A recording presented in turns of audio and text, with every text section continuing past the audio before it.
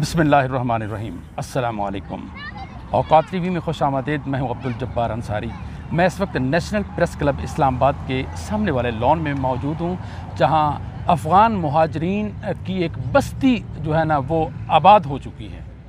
तो यहाँ 4 साल से सरापा एहतजाज है मोहम्मद आसिम ख़ान, और ये इनको बड़ी क्योंकि यहीं ये इनका भी खैमा ये आपको पीछे नज़र आ रहा है, अब्दुल कदीर ख़ान की तस्वीर है, पाकिस्तान का परचम आपको नज़र आ रहा है। तो इनको ये गहरी नज़र से देख रहे हैं, बड़ी ऑब्जर्वेशन कर रहे हैं। तो मैं आइए इनसे पूछते हैं कि इन्होंने क्या ऑब्ज़र्व किया है।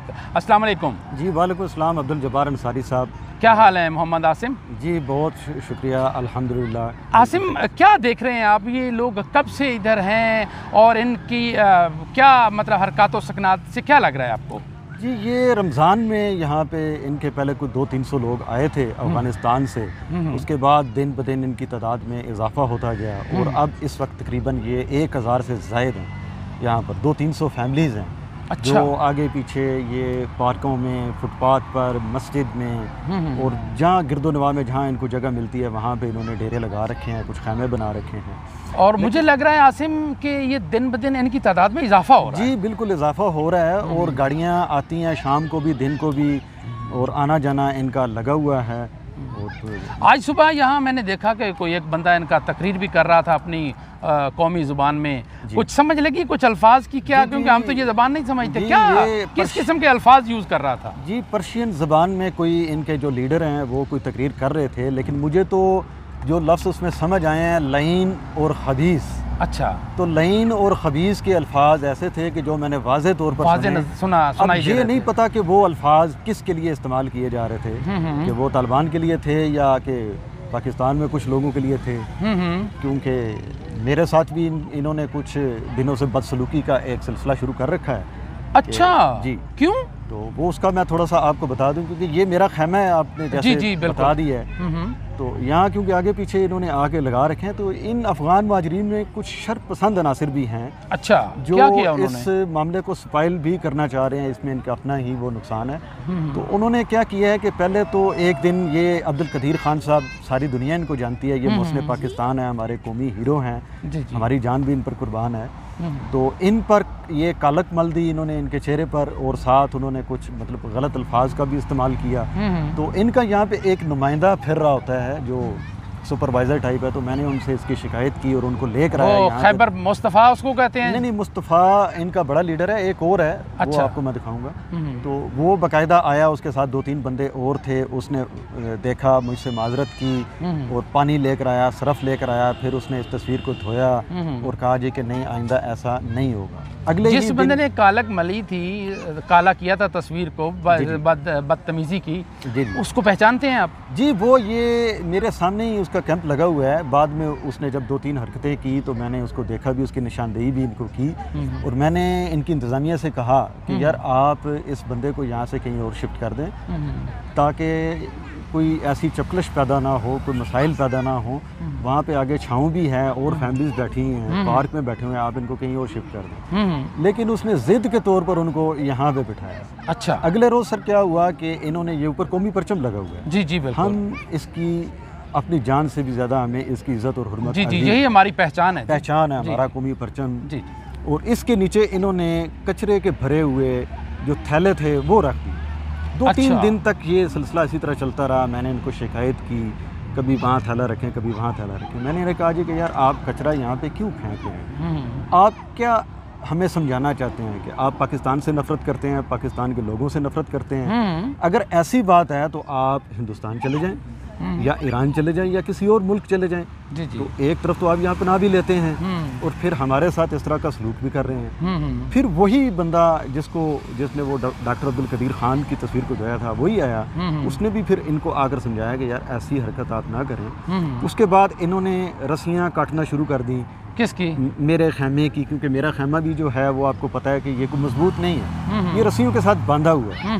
वो फिर रस्सियाँ मैंने दोबारा से बांधी, उसको किया, पत्थर उठा के ले गए, चलो कोई मसला नहीं है। लेकिन मसला सिर्फ ये था कि एक प्रॉब्लम क्रिएट की जाए, एक पैनिक क्रिएट किया जाए, माहौल को ख़राब किया जाए, और जो यहाँ पे पाकिस्तानी मौजूद हैं उनको हरासा किया जाए, और अपने नंबर्स के तौर पर ये शो किया जाए कि हम तादाद में ज़्यादा हैं, इसलिए इनको हरासा किया। आसिम, कोई पाकिस्तान की फोर्सेस भी यहाँ आई कि किसी ने किसी को आपने बताया, तो क्या रिस्पांस मिला आपको?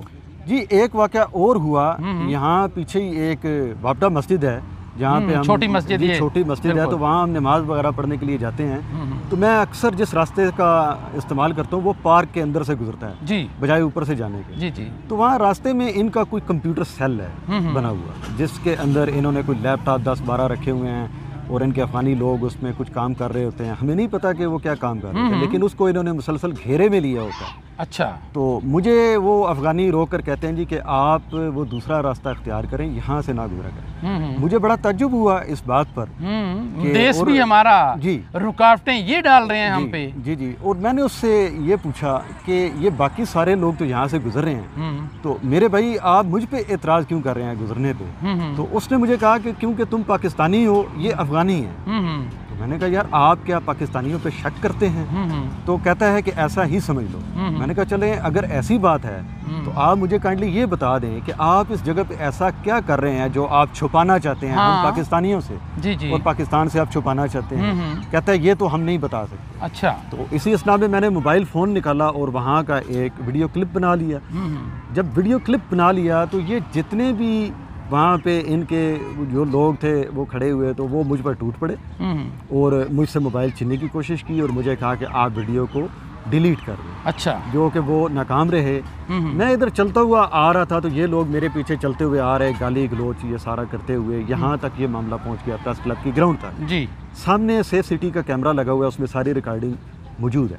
अच्छा। यहाँ भी इन लोगों ने मुझे ज़दोकोब किया, गाली गलोच किया, सबके सामने धक्के दिए और कहा कि ये बंदा जो है ना ये पतली वीडियो लेकर कहाँ दे रहा है। अच्छा। हमें नहीं पता इसका, और हम पुलिस को बुलाते हैं, ये करते हैं, वो करते हैं। अच्छा। तो मेरे ख्याल में शायद इन्होंने ही 15 को कॉल की। अच्छा। मैंने तो फिर भी कॉल नहीं की कि मामला इनका ख़राब ना हो। तो जो ड्यूटी अफसर था वो मौके पर आ गया।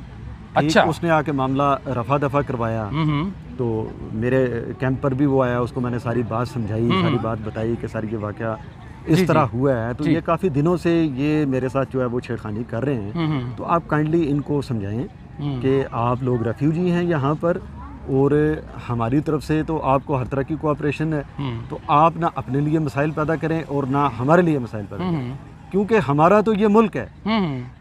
मसाइल बनेंगे तो आपके लिए बनेंगे, हमारे लिए कोई मसला नहीं बनेगा। उस सिक्योरिटी वाले ने आपसे क्या कहा? जी, वो पुलिस वाले ने ये कहा जी कि आप ने अगर अपनी भी कोई वीडियो बनानी है तो आप यहाँ अपने कैंप के ऊपर वीडियो नहीं बना सकते, आप वो दूसरी तरफ जाकर वीडियो बनाएंगे। अच्छा। और इनसे कहा जी कि आप इस बंदे की अगर वीडियो बनाना चाहते हैं तो आप इसकी वीडियो बना सकते हैं सबूत के तौर पर और हमें दे सकते हैं ताकि हम इसके खिलाफ कार्रवाई कर सकें। अच्छा। तो मैंने उस पुलिस वाले से ये कहा कि सर आप अफगानिस्तान में हैं या पाकिस्तान में हैं? आप अफगानिस्तान की साइड पे हैं या पाकिस्तान की साइड पे हैं? अच्छा। तो आप पाकिस्तानी को फेवर दे रहे हैं या उनको अफगानियों को?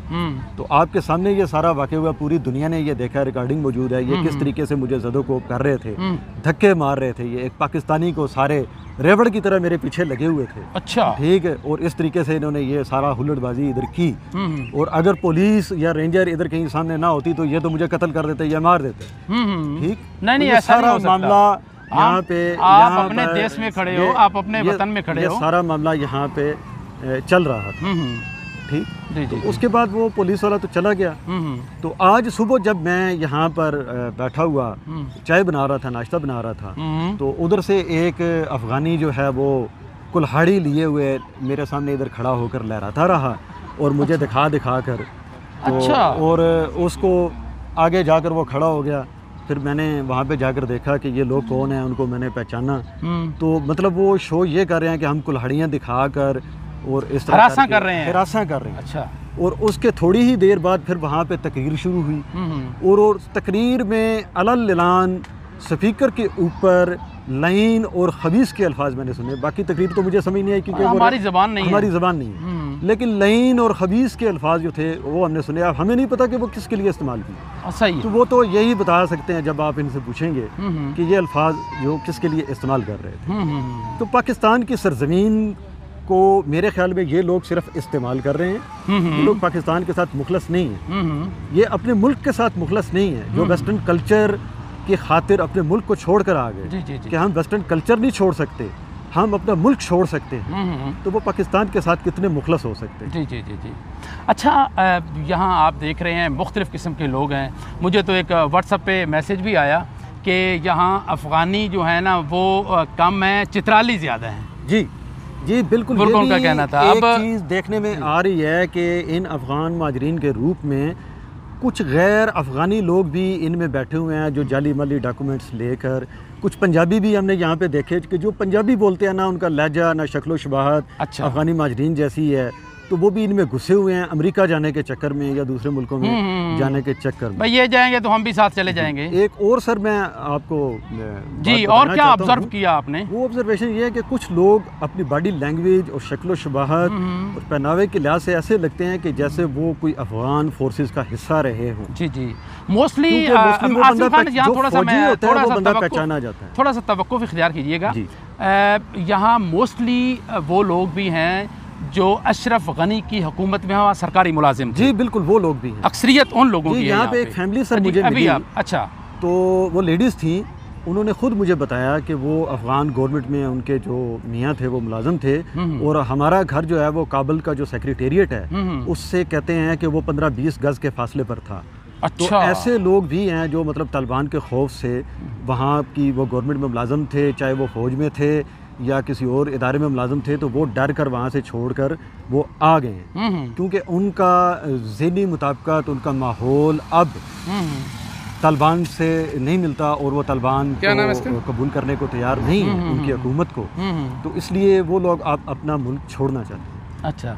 अच्छा, अब आप बता रहे थे पहले कि स्टोल जिस्म के हिसाब से आप लोग लग रहा था शायद वो कमांडो टाइप लोग है। ज़ाहिर है जो आर्मी में मोस्टली होते हैं कमांडो टाइप भी होते हैं उनमें, तो क्या ऐसी कोई ऑब्जर्वेशन आपकी है? जी, ऐसा मुमकिन है अंसारी साहब कि हो सकता है कि अफ़गान महाजरीन की आड़ में कोई गैर मुल्की एजेंसियों के लोग, और स्पेशली जो हमारा दुश्मन मुल्क है उसकी एजेंसियों के लोग भी यहाँ छुप कर बैठे हुए हों। और हमारे जो सिक्योरिटी के इदारे हैं, मेरी उनसे ये रिक्वेस्ट है कि इन लोगों पर गहरी नज़र रखी जाए और इनको इस तरीके से खुला ना छोड़ा जाए और चेक एंड बैलेंस रखा जाए और इनको अपनी ऑब्जर्व इनको करें, इसका रिकॉर्ड होना चाहिए, इसका रिकॉर्ड होना चाहिए और पूरी इनकी स्क्रूटनी करें।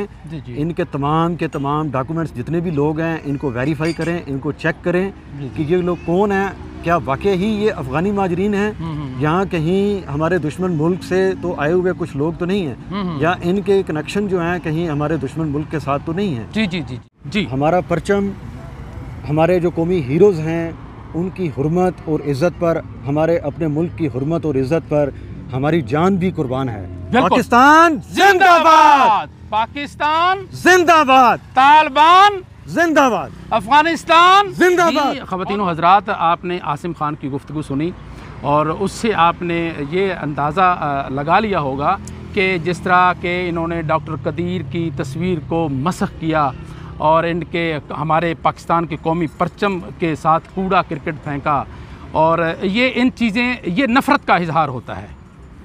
और ये इन्होंने यहाँ नेशनल प्रेस क्लब इस्लामाबाद के सामने अफ़गान मुहाजिरीन ने पनाह ली हुई है, और ये पाकिस्तानी अवाम, पाकिस्तान की हुकूमत ये कभी भी इनको इजाज़त नहीं देगी कि ये हमारे कौमी हीरोज़ की तस्वीर के साथ इस तरह का सलूक करें या हमारे कौमी परचम के साथ इस तरह का सलूक करें। सिक्योरिटी इदारों को भी इसका पूरा ख्याल रखना होगा। अब्दुल जब्बार अंसारी को नेशनल प्रेस क्लब इस्लामाबाद से इजाज़त दीजिए। अल्लाह हाफ़िज़।